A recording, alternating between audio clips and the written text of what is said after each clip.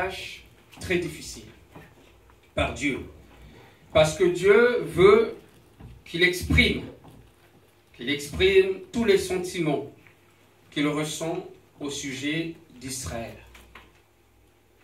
Osée, le prophète d'amour, ces prophéties ont été données d'abord sous forme de poésie.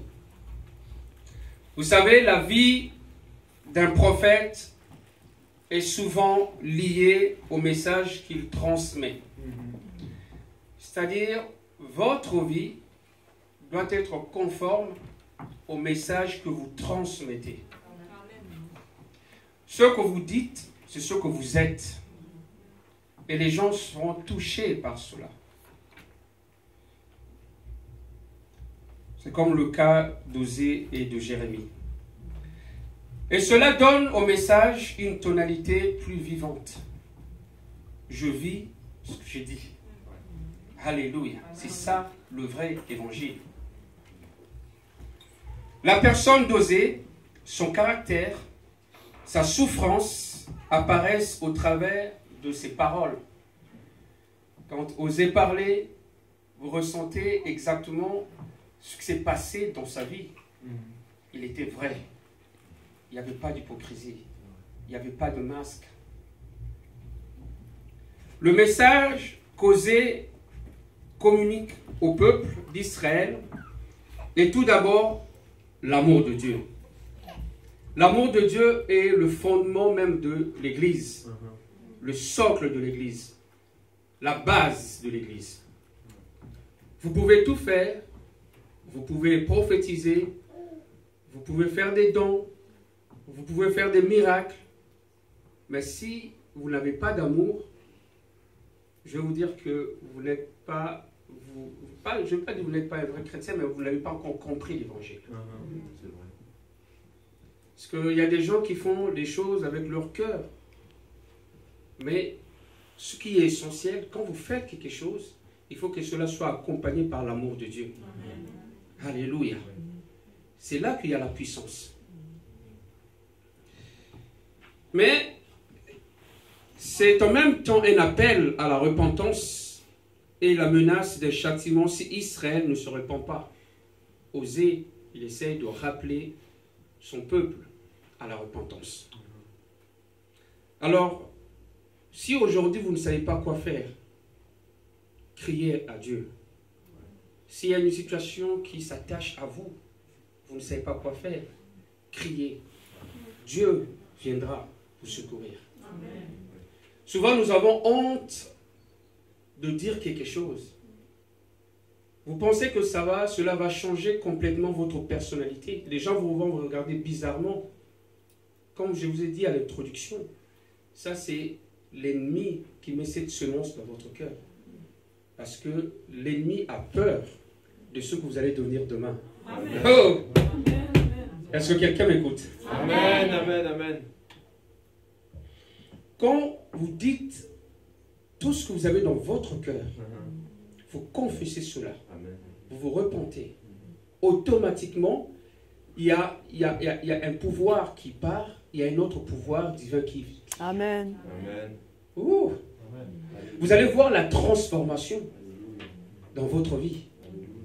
Dans la Bible, il y a des principes que nous devons respecter.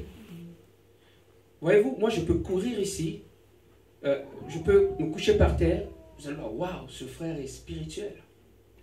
Mais si dans mon cœur, il y a encore des choses, mais laissez-moi vous dire, ce que vous voyez là, c'est juste la façade. Mais je saigne dans mon cœur.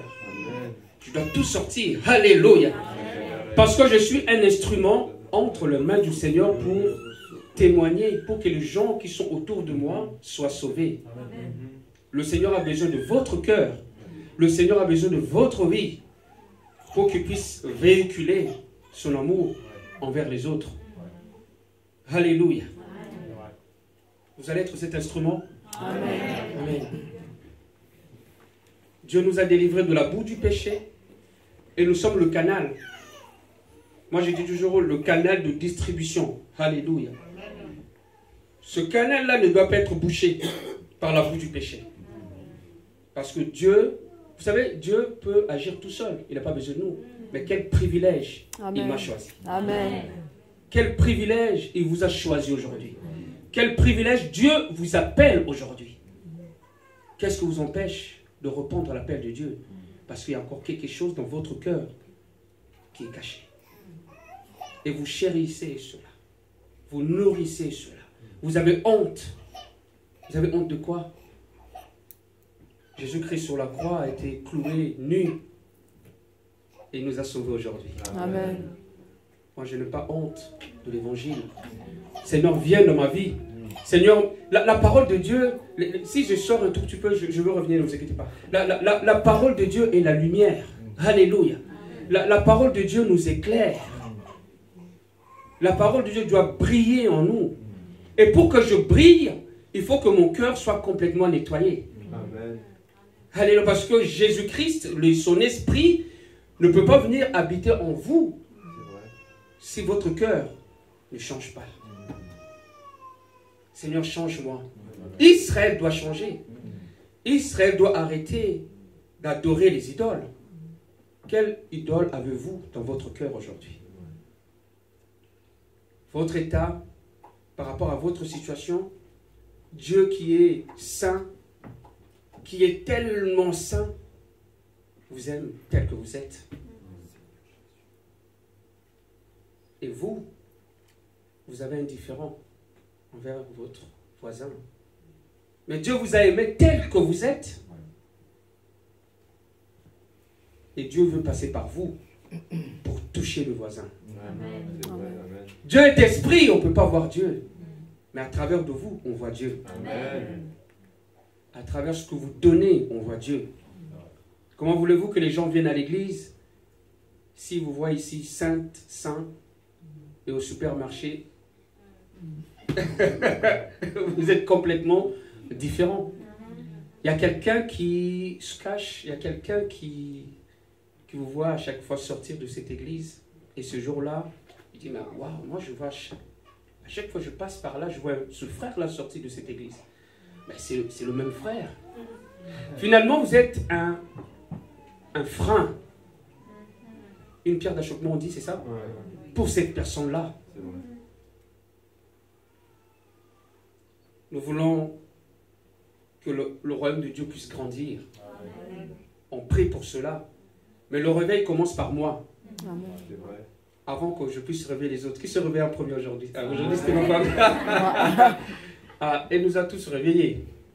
Alléluia. Dites à votre voisin, il faut que je me réveille moi-même. Avant de réveiller les autres. Alléluia.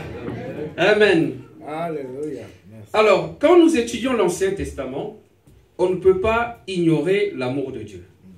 On ne peut pas ignorer l'amour de Dieu. Souvent, les gens pensent que l'amour est seulement développé dans le Nouveau Testament. Et que dans l'Ancien Testament, il est plutôt question de la sainteté de Dieu. Remarquons que l'Ancien Testament est également rempli de détails et significations de l'amour de Dieu. Nous devons savoir que le Dieu Tout-Puissant, qui est omniscient, qui est omnipotent, qui est omniprésent, est un Dieu d'amour. Alléluia. Il nous donne cet amour intense, un amour infini, que chaque personne d'entre nous peut mesurer cet amour. Un amour que personne d'entre nous peut comprendre. Vous allez comprendre pourquoi. À chaque fois que nous lisons la Bible, de la Genèse jusqu'à l'Apocalypse, nous comprenons que toute la Bible nous révèle l'amour de Dieu. Toute la Bible nous révèle l'amour de Dieu.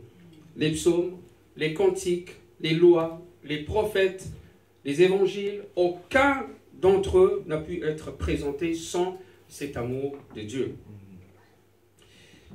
C'est cet amour qui annonce le jugement. C'est l'amour qui annonce le jugement. C'est cet amour qui nous avertit. L'amour nous avertit. Quelqu'un qui vous aime va vous avertir. L'amour, c'est la révélation de Dieu. Alléluia. Alors, si on regarde rapidement le contexte historique, nous comprenons que le royaume d'Israël dont la capitale était Samarie. À cette époque, Amos, prophète, avait annoncé la parole de l'Éternel à Israël. Il avait annoncé un message de condamnation. Amos accuse Israël de leur péché depuis le moment où Dieu les a délivrés d'Égypte par Moïse. Alors que la destruction annoncée par Amos ne s'est pas encore produite, Osée entre maintenant en scène et prend la parole à son tour pour avertir encore le peuple d'Israël. Alors que la situation continuait à se dégrader, la Syrie, qui symbolise la verge de l'Éternel, oppresse Israël et se fait de plus en plus menaçante envers le peuple de Dieu. Et la Bible dit dans 2 Rois, chapitre 17, verset 7, « Cela arriva parce que les enfants d'Israël péchèrent contre l'Éternel, leur Dieu, à cause du péché. Et pourtant, Dieu les avait avertis par la bouche d'Amos, puis par la bouche d'Osée. Dieu avertit toujours. Mais comme ils n'écoutaient pas, Dieu a permis à ce qu'une autre nation vienne pour détruire Israël. Je ne dois pas donner l'occasion à ce que l'ennemi, je ne dois pas donner l'occasion à ce que Dieu permette à mon ennemi de venir me détruire à cause de la désobéissance ou à cause du péché. Mais Dieu fait cela par amour. Il ne va pas vous laisser longtemps entre les mains de l'ennemi. Il viendra pour vous secourir. Mais c'est à vous de vous repentir. De reconnaître. J'en ai assez. Stop aujourd'hui. Stop au péché. J'en ai assez. Révoltez-vous. Amen. Alléluia. Amen, amen. Et changez complètement. Parce que Dieu a un plan pour vous. Dieu a un plan pour vous. Amen. Osée dénonce non seulement leur désobéissance à certaines lois, mais un véritable abandon de la foi au Seigneur qui les a délivrés hors d'Égypte. Ils continuaient à invoquer le nom de l'Éternel en Israël. Ils continuaient à offrir des sacrifices à l'Éternel. Mais ce qui est triste, c'est que le culte de l'Éternel côtoyait celui de Baal.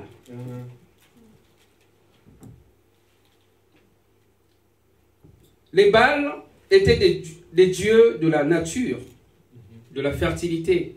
Leur culte avait pour but de protéger la terre et d'assurer de belles récoltes. Ils se livraient à la prostitution ainsi qu'au culte de veau d'or. Alors Israël dit, pourquoi ne pas transférer de telles pratiques au culte à l'Éternel? Ils voulaient copier. Surtout que les Baals laissaient à leurs adorateurs une grande liberté. Ils faisaient ce qu'ils voulaient. Mais nous avons des principes. Amen. Nous avons des lois. Amen. Nous avons des limites. C'est vrai. Même si nous sommes libres, mais on marche dans la sainteté. Alléluia. On marche dans la crainte de Dieu. Amen. Alléluia. La Bible dit, Osée a épousé sur l'ordre de l'Éternel une femme nommée Gomère. C'est une histoire qui est extraordinaire. Dont il nous est dit qu'elle était une prostituée et qu'elle lui a été infidèle. Et cette histoire nous enseigne que ce mariage manifestait l'infidélité d'Israël à son Dieu. Le mariage d'Osée et de Gomère symbolisait l'infidélité d'Israël à son Dieu. C'est un symbole qui est très fort, que Dieu voulait montrer à Osée pour qu'il comprenne exactement ce qui se passe. Ce mariage est un geste symbolique très fort. Mais ce geste symbolique d'Osée d'épouser une prostituée est une réalité que le prophète vit dans sa chair. C'est une réalité. Par rapport à leur coutume, pour lui c'était impossible Et Dieu lui a dit d'épouser une prostituée. Sa femme lui est infidèle et pourtant, il ne cesse pas de l'aimer. Quel message derrière ce symbole. À travers cette expérience, Dieu parle à Osée et lui fait comprendre quelque chose que des mots ne suffisent pas à exprimer. On ne peut pas l'exprimer. Dieu lui fait comprendre sa souffrance à lui. Dieu a aimé Israël. Dieu a orné Israël. Dieu a donné une mission à Israël. Mais Israël s'est prostitué. Et le prophète Osée connaissait très bien le principe. Et Dieu lui a dit d'épouser Gomère, prostituée. Vous savez, des fois les gens comprennent les choses comme ça. Quand on leur demande de faire quelque chose, c'est là qu'ils comprennent. Le drame de voir son amour trompé, trahi, bafoué par un peuple infidèle. Seigneur, je veux rester fidèle à ta parole. Seigneur, tu m'as tout donné. Alléluia. Tu m'as donné le souffle de vie. Tu m'as rempli de ton esprit. Tu m'as secouru. Alléluia. Quand je criais vers toi, Ebenezer. Jusqu'ici. Alléluia. Amen. Tu as toujours été là avec moi. Seigneur Jésus, je veux rester fidèle à ta parole, à ton église. Seigneur, je veux te servir. Enlève tout ce qui n'est pas de toi. Seigneur, je veux accepter aujourd'hui le changement. Seigneur, je veux accepter que tu viennes enlever tout ce qui peut m'écarter du droit chemin. Parce que dans cette ville, nous voulons avoir des références. Alléluia. Nous voulons voir des gens forts, établis. Et vous êtes cette personne. Vous êtes cette personne aujourd'hui. Dans le contexte historique de cette époque, l'infidélité d'une femme menait à la mort. Nous avons lu tout à l'heure dans Jérémie, et regardez le verset 3, qu'Israël était consacré à l'Éternel. Quand on regarde dans Jérémie, il nous parle de l'épouse de Yahvé. Il compare aussi la relation entre Dieu et Israël et la relation entre un mari et sa femme.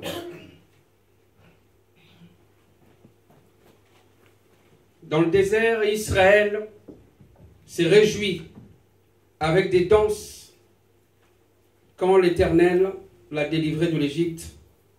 Israël a expérimenté le miracle de la délivrance. Dieu a délivré Israël. Après la délivrance, qu'est-ce qui se passe? On se réjouit. On glorifie le Seigneur. On danse. Alléluia. Parce qu'on vient de très très loin. Est-ce que cette réjouissance, c'est juste pour un temps? Non. Jusqu'à ce que le Seigneur revienne. Amen. Tous les jours, chaque jour, je dois me réjouir. Alléluia. Je dois glorifier le Seigneur. Parce que je sais d'où il m'a tiré. Israël n'a pas compris que le Seigneur l'a amené dans cet endroit difficile dans le désert pour lui révéler une plus grande gloire et victoire. Ils sont sortis de l'Égypte et dans le désert, Israël devait rester fidèle au Seigneur. Peu importe ce que vous traversez aujourd'hui, même s'il y a la sécheresse, laissez-moi vous dire, Dieu est toujours là. Amen. Même s'il y a la disette, laissez-moi vous dire, Dieu est toujours fidèle. Même s'il y a beaucoup de choses qui vous manquent, laissez-moi vous dire, Dieu pourvoit toujours. Amen. Alléluia. Amen. Il va le faire. Dans cette relation d'amour, il y a aussi des exigences. Il n'y a pas que des réjouissances, mais il y a aussi des exigences. Dieu nous exige de faire certaines choses. Alors que le Seigneur venait de délivrer Israël d'une main puissante, peu de temps après, Israël se détourne de l'Éternel. Juste au moment où le défi arrive, Le regard d'Israël envers son fiancé change. Et Israël désire maintenant retourner en Égypte. Parce qu'en Égypte, ils mangeaient bien. Ils mangeaient les concombres. Moi, je veux regarder la bénédiction de l'Éternel. Alléluia. Même si je ne vois pas les bénédictions de l'Éternel à l'horizon, mais je sais par la foi que cela arrivera. C'est pour ça qu'on parle de la foi. C'est pour ça qu'on parle de la détermination. Alléluia. Le Seigneur aurait pu laisser son peuple là-bas en Égypte avec Pharaon, mais il l'a délivré. À cause de quoi? À cause de son amour, sans limite. Le Seigneur a manifesté encore son amour. Dans Jérémie 2, verset 31, la Bible nous dit: Hommes de cette génération, considérez la parole de l'Éternel. Ai-je été pour Israël un désert ou un pays d'épaisses ténèbres? Pourquoi mon peuple, dit-il, nous sommes libres? Nous ne voulons pas retourner à toi. Voyez-vous, ils pensaient être libres, mais ils ne voulaient pas retourner à l'Éternel. Quelle liberté parle-t-on aujourd'hui? Vous êtes libre de quoi? Si on n'est pas libre en Jésus-Christ, on n'est pas libre. On est esclave de quelque chose. On est esclave d'une idéologie. On est esclave d'une pensée. On est esclave de quelque chose. On est esclave d'une culture. Mais moi, je veux être esclave de la justice. Amen. Alléluia. Alléluia. Je veux faire un choix aujourd'hui. Seigneur, prends le contrôle de tout. Prends le contrôle de mes pensées. Prends le contrôle de mon âme. Prends le contrôle de mon esprit. C'est là que vous serez complètement libre. Alléluia. Et tout ce que Dieu attendait d'Israël, c'est qu'ils reconnaissent qu'il est le seul vrai Dieu. Écoute Israël, l'Éternel notre Dieu est le seul éternel. C'est tout ce que Dieu voulait. Alléluia. Mais Israël n'a pas gardé cet amour. À chaque fois, le Seigneur regardait son épouse. Il la voit se prosterner devant les idoles. Dieu était triste.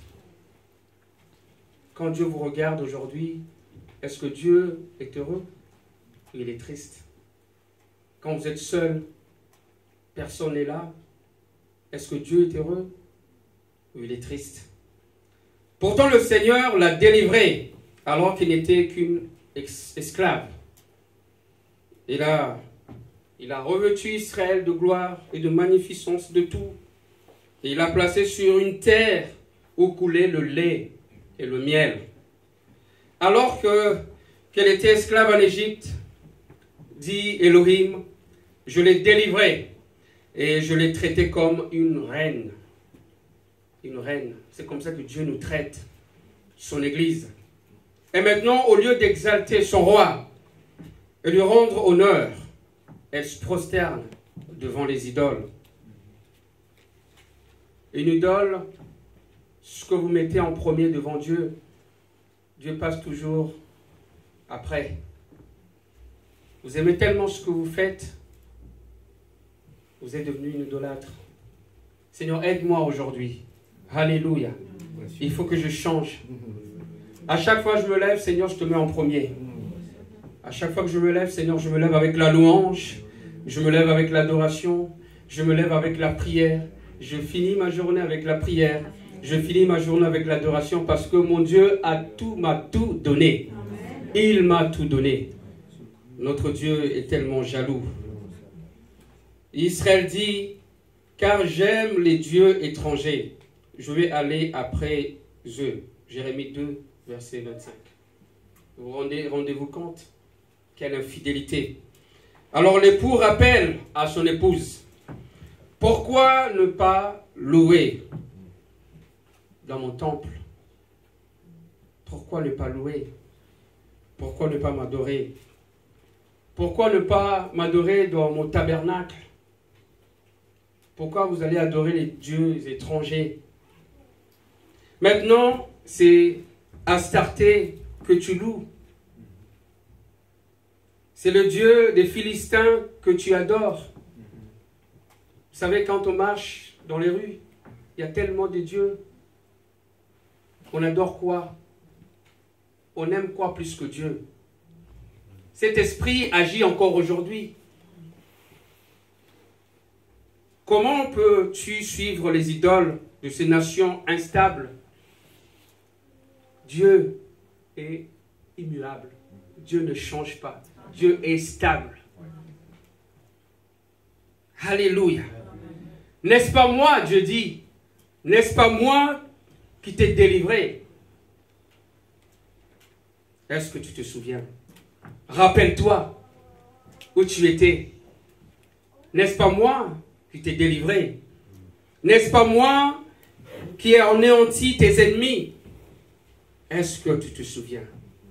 Est-ce que tu te rappelles de ce jour-là où tu criais, tu étais seul? N'est-ce pas moi qui t'ai délivré? N'est-ce pas moi qui t'ai donné l'eau quand tu avais soif? Quand il n'y avait personne pour te donner à boire, moi j'étais là. N'est-ce pas moi qui te donnais la manne quand tu avais faim? Est-ce que tu te souviens? N'est-ce pas moi qui te donnais l'écaille? Est-ce que tu te souviens? N'est-ce pas moi qui te donnais ce travail? Es-tu fidèle au Seigneur aujourd'hui? Es-tu fidèle? Est-ce que tu adores Dieu avec ta dîme? Est-ce que tu adores Dieu avec tes offrandes? N'est-ce pas moi qui t'ai donné ce travail? Quand tu cherchais un appartement, n'est-ce pas moi qui avais touché? Alléluia. Dieu vous rappelle des choses. Est-ce que vous vous souvenez de tout ce que Dieu a fait pour vous? Pour moi, juste ça, c'est un sujet d'adoration et de louange. Alléluia.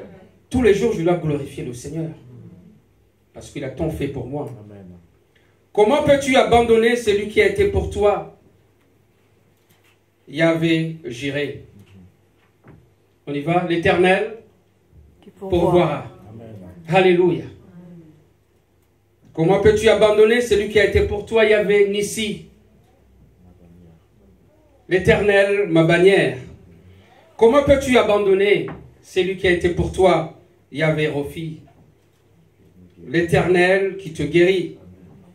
Quand tu étais malade, Dieu était là. Alléluia. Comment peux-tu abandonner celui qui a été pour toi? Yahvé Shalom. L'Éternel, ma paix. Il y a des gens qui se réveillent ce matin et n'ont pas cette paix que vous avez. Je vous donne ma paix. Je vous laisse ma paix. Alléluia. Merci Seigneur. Comment peux-tu abandonner celui qui a été pour toi? Yahvé Roi. L'Éternel, mon berger. L'Éternel est mon berger. Je ne manquerai de rien. Il me fait reposer, on y va, dans des verts pâturages. Alléluia. Amen. Merci Seigneur Jésus. Amen. Comment peux-tu abandonner celui qui a été pour toi? Yahvé Shama. L'Éternel est présent. L'Éternel est ici. Toujours là. À chaque fois que vous criez à lui, il vient. Il est là, maintenant, au milieu de nous, pour nous secourir. Alléluia. Pour pourvoir à nos besoins. Comment peux-tu t'éloigner de moi? Tous ces idoles ne vont pas te bénir. Mais moi, je te bénirai toujours. Je te bénirai toujours. Alléluia. Est-ce que quelqu'un peut proclamer cela? Est-ce que quelqu'un peut déclarer cela? Alléluia. Amen. Tu es mon berger. Amen. Tu es tout pour moi. Alléluia. Alléluia. Tu n'as pas changé. Alléluia. Alléluia. Seigneur, je veux te rester fidèle toute ma vie. En tout temps. Toute ma vie, Seigneur Jésus-Christ. Alléluia. Parce qu'il y a un miracle qui va s'opérer dans votre vie. Si vous gardez cette fidélité.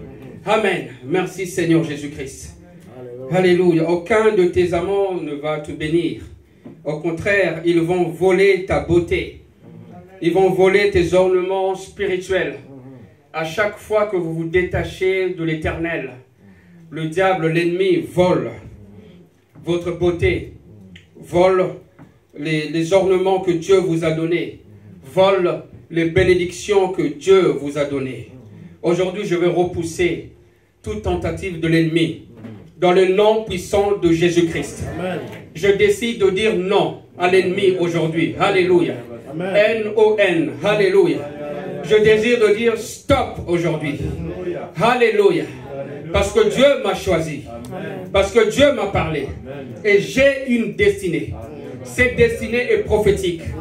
Je m'attache à cette destinée. Je m'attache aux promesses de Dieu. Alléluia. Merci si je suis là parce que je connais les promesses de Dieu pour ma vie. Et je m'attache à toutes ces promesses. Ce n'est pas l'ennemi qui va m'enlever